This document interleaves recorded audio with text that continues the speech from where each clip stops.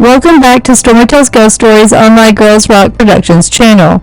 This month I'll be talking about the beautiful Charleston, South Carolina. There is a lot of history around every corner in the historic downtown area for Charleston and plenty of ghosts to go along with it.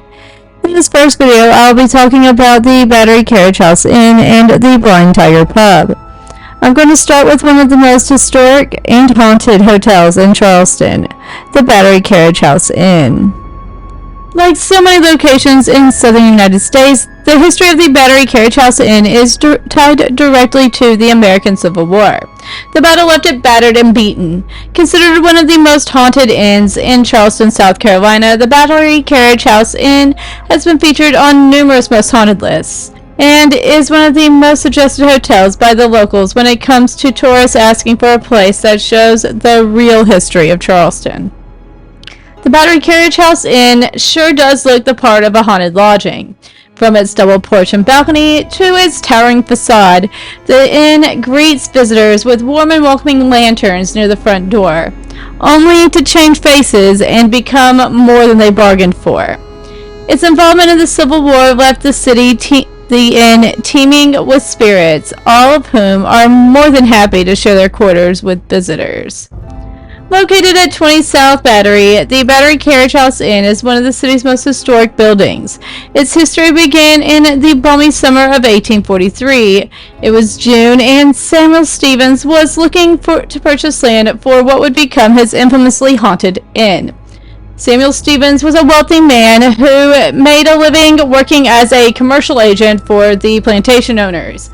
He bought this property for $4,500, which was just a drop in the bucket that was his wallet. While the inn has changed a bit over the 175-year history, its location near the water remains unchanged. The inn was initially built in the same way that the other homes in the area, in the popular Southern neoclassical style. 16 years passed with Samuel in the home before he sold the property to John F. Blacklock in 1859. Blacklock then moved his own home from 18 Bull Street to his new plot of land at 20 South Battery, and this is the structure we see today. Shortly after Blacklock moved into his new home, the Civil War broke out. Blacklock was forced to abandon the house and later sold the property to Colonel Richard Lathers. Following the Civil War, Charleston's economy hit rough waters. Many of the city's southern merchants had lost everything. Properties would sit vacant and businesses would go under, as there weren't enough buyers willing to invest in the once glimmering city. Lathers believed in the city and hired architect John Henry Devereux to renovate the home into a modern Second Empire styling typical of what you would find in New York City. Some of the features added to the house included a ballroom and library. Lathers was constantly trying to drum up business for the local economy and would invite his friends from New York to come and stay with him in the city, taking a tour and meeting locals to prove that the city had real potential. Despite his efforts, the Civil War had proven too much for the town. Locals were unwilling to trust the fancy businessmen from up north, which soon led to the economy's stagnation. The people of Charleston eventually grew tired of the colonel and did not hide their displeasure with him. Lathers also grew wary of the city that was uninterested in modernizing. As 1874 came around, Lathers decided to leave Charleston for good. That year, Lathers sold the property to the cherished member of the Calhoun family, Andrew Simmons. The Calhoun family was among the few South Carolina families that had weathered the Civil War and grown their wealth afterward. Simmons was a successful businessman who established the First National Bank of South Carolina. In addition to his bank and numerous other endeavors, Simmons had a fleet of ships for trading. Even with all of his business-related success, his personal life wasn't so great. His son, expected to follow in his father's footsteps, loved alcohol and partying and soon ended up committed to a sanatorium in Baltimore. As for Simmons, marriage, his wife Daisy was known for throwing lavish parties at the Villa Margarita. At times, it was just too much for Simmons to handle. In 1912, the Simmons family sold the home, and from then on, it changed hands numerous times.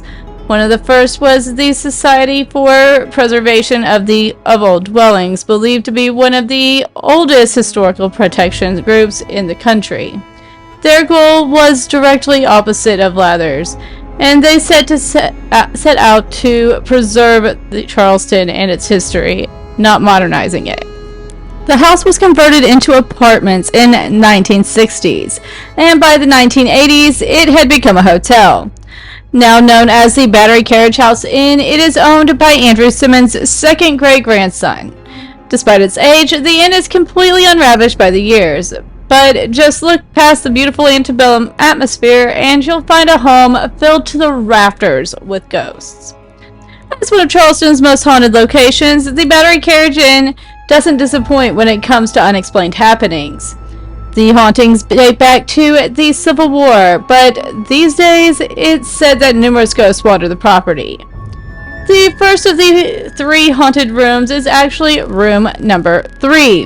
One of the most infamous stories to take place in the room happened some time ago when a married couple had decided to spend the night at the inn. Tired from a long day, the couple went straight to bed. Unfortunately for them, a peaceful night's rest wasn't in the cards. The two were suddenly woken after midnight by the husband's cell phone. Yeah, I know what you're thinking. Cell phones go off all the time. Well, what if I were to tell you that the cell phone wasn't ringing, and it actually was making a very loud and odd noise? But the weirdest part of the whole thing is that the husband shut his phone off prior to going to bed. The couple also apparently witnessed an orb floating around the room on their first night, and again the orb on their second night. The husband claimed that on the second night there appeared to also even be more glowing shapes circling the room. After the couple's second night of restless sleep, they met up with a psychic, who was also a guest at the Battery Carriage House. The couple asked her to check out the room, and upon her entry, she did feel the presence of multiple spirits. At the couple's request, the psychic asked the spirits to leave the room. The following morning, the couple met up with the psychic and informed her that the spirits must have actually left the room, as for the first time in their 3-night stay, they were able to sleep soundly. The next room wins the honor of most ominous room in the Battery Carriage House. Room 8. The ghost that haunts this room is one you certainly do not want to encounter. Those who have recounted their night in the room as one of that continuously comes alive in their nightmares. So, what is so terrifying about the ghost in room 8? Well, for starters, this isn't one of your typical apparitions, at least not the ones like you commonly find in the South, as a typical Southern ghost tends to be either a lady in white, a Civil War soldier, or a small child. This unusual ghost that has sent people running for their cars is said to appear before guests sound asleep in the middle of the night, inevitably making some strange noise to wake those with heavy eyes up from their deep slumber. The ghastly sight the guest awakes to is the inexplicable sight of a floating, headless torso.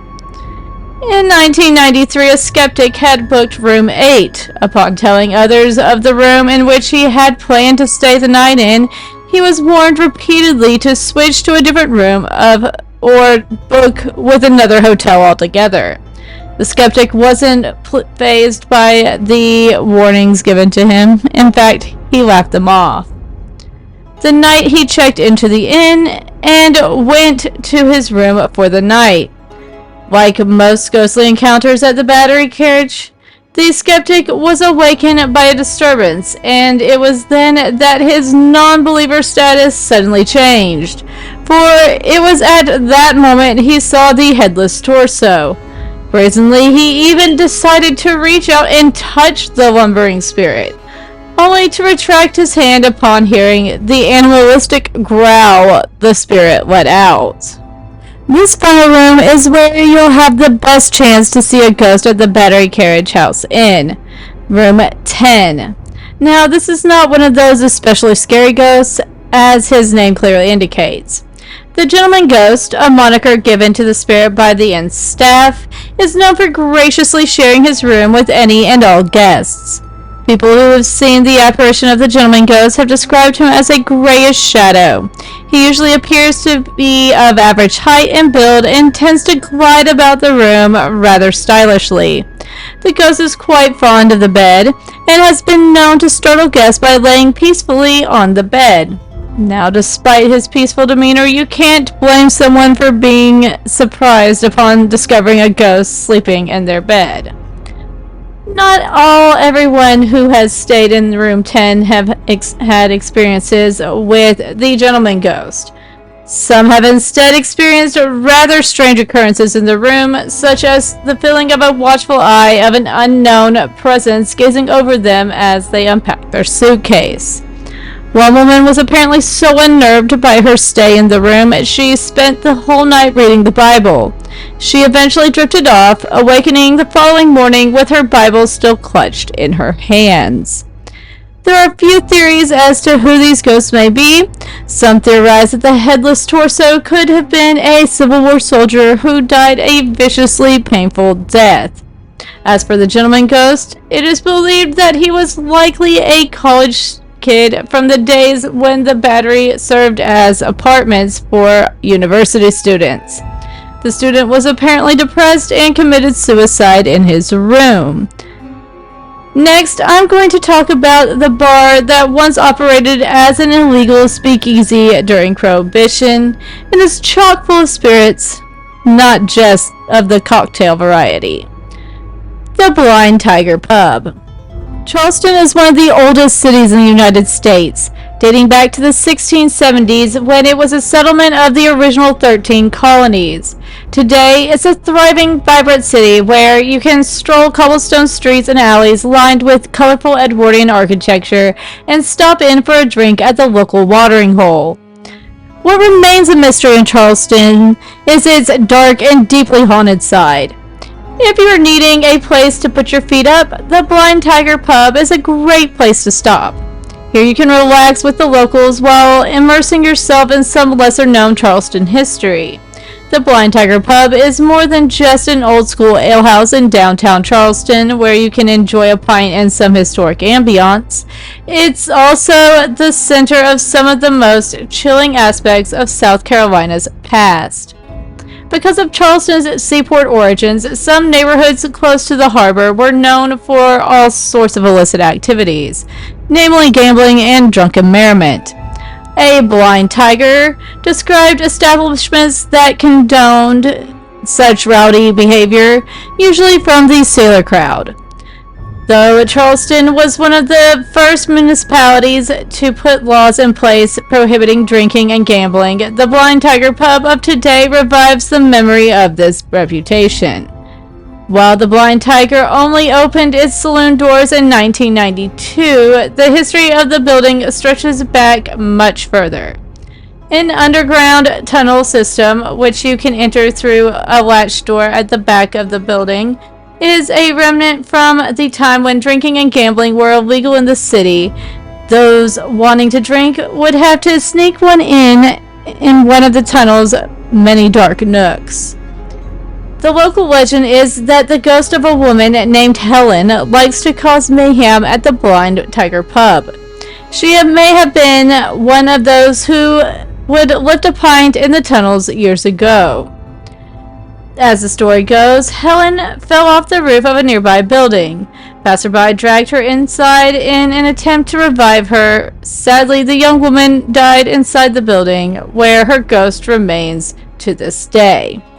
Nowadays, she likes to play pranks on the bartenders, like dropping glasses off the shelves. Perhaps she is just trying to remind visitors of when good-natured mischief was a way of life for many in the city. She is described as wearing a black dress. Even a manager of the bar has had a run-in with the resident lady in black. The bar had just closed and the patrons were all gone. The former manager was taking part in his duties of straightening things up when he saw her, the ghost in black.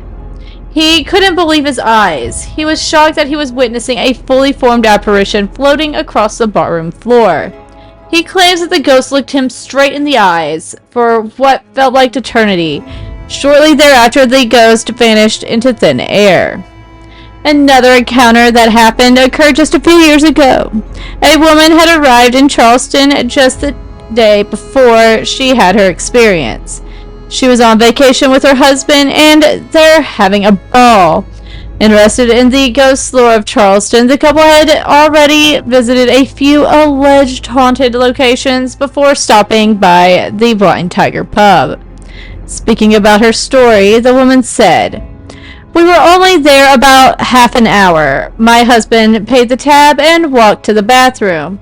I walked over to the first step from the second bar inside and was looking at the t-shirts hanging up on the wall of the first bar you walk through when you walk in, and all of a sudden my hair was pulled. Pretty hard too. It jerked my head back. I'm still freaking out about it. Nobody was near me, so I can't explain it." While not everyone has seen or had a physical encounter with the ghost in the black dress, others have claimed to have heard loud footsteps behind them while at the pub. However, upon turning around, each and every time, there is no one to be found. That concludes this first week of Stormi Tells Ghost Stories, Haunted Savannah.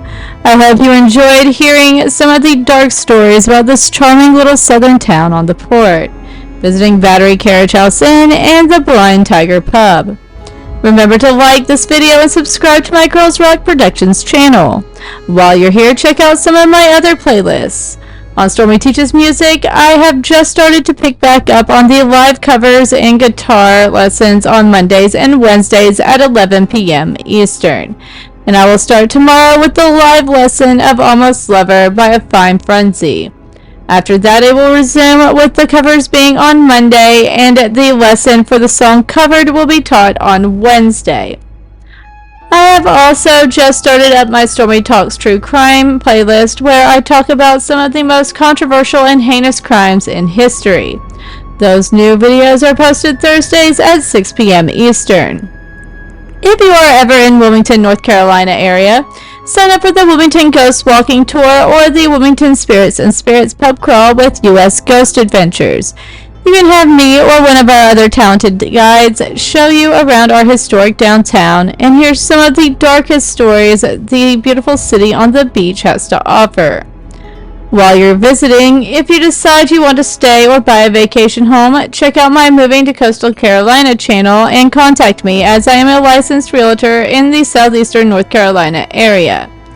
Don't forget to vote in the poll for next month's location. We will be going back over to Europe. Vote in the comments for either A, Dublin, Ireland, B, Madrid, Spain, C, Rome, Italy, or D, Paris, France. Tune in next Tuesday at 6 p.m. Eastern for next week's installment of Stormi Tells Ghost Stories, Haunted Charleston. Until then, have a great week and stay safe.